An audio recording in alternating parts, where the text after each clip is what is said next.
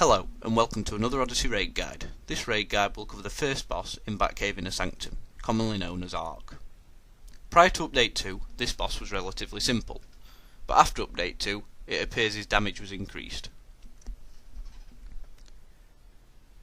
The first way to make the fight easier is the positioning of Ark. The tank should aim to tank him on the back wall of the room as we face it now. An easy way to do this for an ice tank is to use the ability Inescapable Storm. If he repeats this ability, Ark should simply follow him to the back wall. Once at the back wall, the raid can begin DPSing heavily.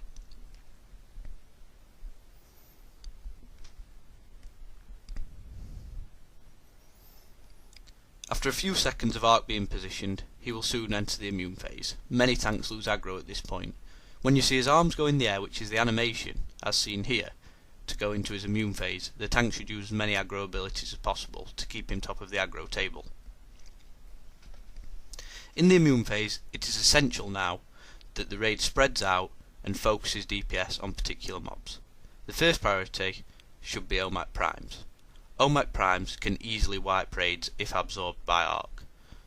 This is because this ability will do heavy AoE damage to the entire raid. After OMAC primes, wing armors and Amiga sentries should be killed. As you can see here, we allow him to absorb the OMAC prime, which makes this fight very difficult. You will see later that ultimately this does kill a raid member.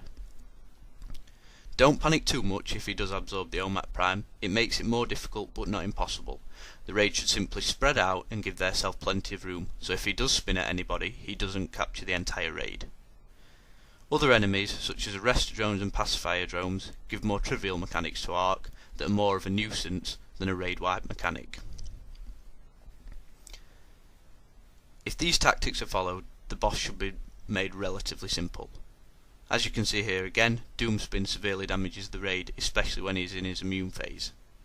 One thing to note with Ark is his abilities generally target a raid member, so he will de-aggro the tank on several occasions. The tank at this point should just aim to pull him back to a safe position against a wall away from the raid. I will now note the setup and then leave the video running. The setup used here was one tank who was ice, 3 DPS, 2 controllers and 2 healers. This fight is possible with 1 healer and an additional DPS. Many other combinations appear successful, but this is by far the simplest in our opinion.